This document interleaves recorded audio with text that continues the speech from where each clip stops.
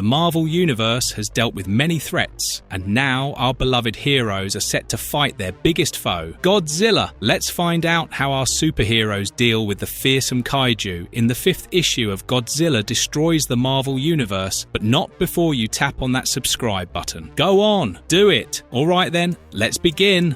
What has happened so far? The use of a vibranium wand beneath the surface of the world by Mole Man awakened 2 entities at once, Godzilla and a sleeping Celestial. The Godzilla ripped apart the Celestial in minutes, and Mr. Fantastic, who had the displeasure of being super close to this creature, called in help from Avengers and the X-Men. The X-Men were off planet, but Captain America, Captain Marvel, the Scarlet Witch, and Quicksilver quickly responded to the distress call from the Fantastic Four. Thor arrived a bit late, but is sent to outer space with just a hit from the monster's large tail. Reed powered up his negative zone portal to send the kaiju away, but in the scuffle, Captain America, Sue Storm, The Thing, and Reed Richards get hit by the portal and are teleported out. Black Panther promised to devise something to get rid of the kaiju and return to Wakanda with Mole Man's wand, while the remaining superheroes, Spider-Man, both Peter and Miles, Iron Man, Deadpool, Daredevil, Iron Fist, and Luke Cage,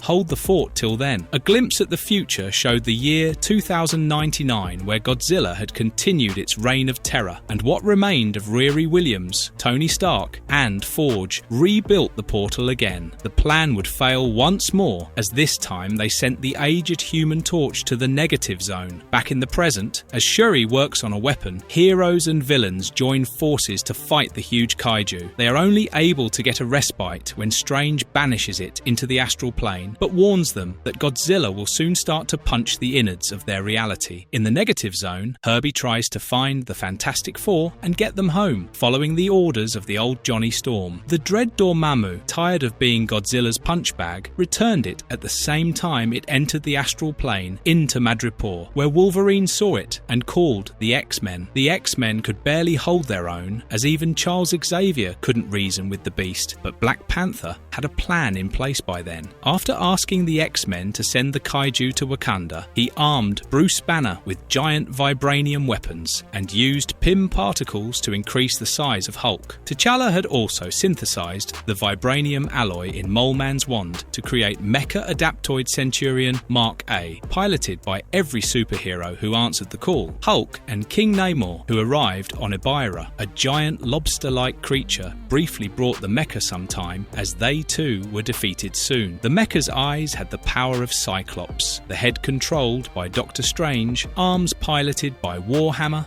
Magic, Peter Parker, and Thor, with Quicksilver, Human Torch, Black Panther, Miles Morales, and Storm helping with the rest of the mecha.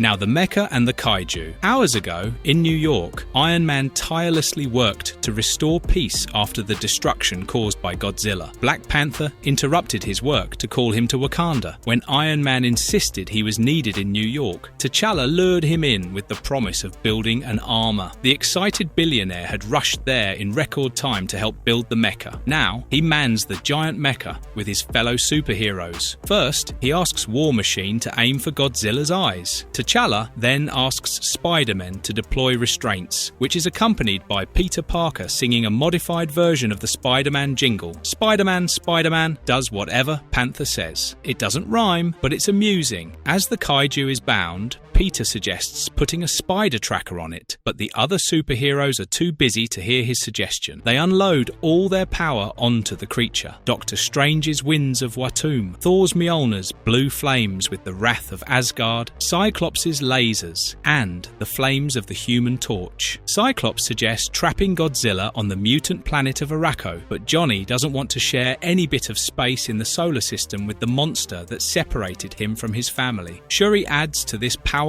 beam the energy signature of the vibranium alloy found in Mole Man's kingdom. As Godzilla quivers in pain, Magic pulls out her Soul Sword, which is enlarged with PIM particles, and the mecha is piloted to drive it into the beast. Ant-Man can't help but admire the sword. He always wanted one, but he didn't want to steal Black Knight's whole shtick. Human Torch begins a monologue on how killing Godzilla won't bring his family back, but is interrupted by the sight of his family returning along with Mole Man, Captain America, and the unsung hero of this all, Herbie. Mr. Fantastic sees Godzilla down and thinks everything is not lost yet. Johnny Storm, overwhelmed by happiness, leaves his station to go hug his family, despite T'Challa's order not to leave before confirming Godzilla's death. Johnny hugs his family and they tell him that he was the one who saved them, promising to elaborate later. This happy reunion is interrupted by blue flames emitting from Godzilla's mouth. Steve Rogers clocks it and throws his shield with a heads up to Ant-Man. He shoots it with the Pym particle gun and the armor grabs a hold of it just in time to shield the blue flames of the now risen kaiju. T'Challa orders an evacuation of the mecha, and as everyone leaves, his real plan is revealed. The armor was always a trap for Godzilla. As every superhero leaves, the pieces of armor bind Godzilla's arms and mouth like a manacle. Since the beast resisted all kinds of attacks and even teleportation to the astral realm, they decide to send him into outer space. With crimson bands spawned from Strange's magic and the power of Odin's enchantment on Thor's hammer, they send Godzilla up into a planet in a dead solar system where exile is permanent. You can always trust Dr. Reed to have a catalogue of worlds with no life,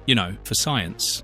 Bye-bye Godzilla. Days later, the Avengers host a barbecue party to celebrate their success. T'Challa tells Steve about his plans to study about the vibranium alloy through the Wakandan embassy, now established in the kingdom of Mole Man. Peter Parker cheerfully remarks that nobody returns after being marooned in another galaxy, and Bruce Banner, who has like 4 visible fractures, adds that nothing bad returns from their space exile. At least one Avenger remembers Planet Hulk. Reed adds that as a security measure, he put a satellite around the planet that would send a signal if anything happened. It would take a week for the signal to reach, but Reed knows that everyone there took the best decision they could for the planet and Godzilla. A few days later, we see Baxter Building being reconstructed and the Fantastic Four sans Reed having a lazy breakfast. He had stabilized the message Johnny from the future had sent through Herbie, and Johnny had warned against the one thing Reed had done, to never send Godzilla to space. Johnny had added that if they did, billions would die on Earth and many more would die in space. Reed had also noticed that the satellite he had installed had gone offline. While Reed informed the Avengers and the X-Men, the Thing prepared the bird. Thankfully, we are the readers, and we don't have to wait with bated breath to see what really happened on that distant Godzilla planet. Once the superheroes had left, Null had approached Godzilla. He empathized with the beast, as he too liked the void and solitude, but he realized that to get that solitude, Null knew he had to snuff out the chatter of life everywhere. To this end, he had arrived to ally with Godzilla. With his vile failed creatures, the symbiotes, Null wanted to help Godzilla conquer those who had ostracized him, and together bring the stillness of death to the galaxy.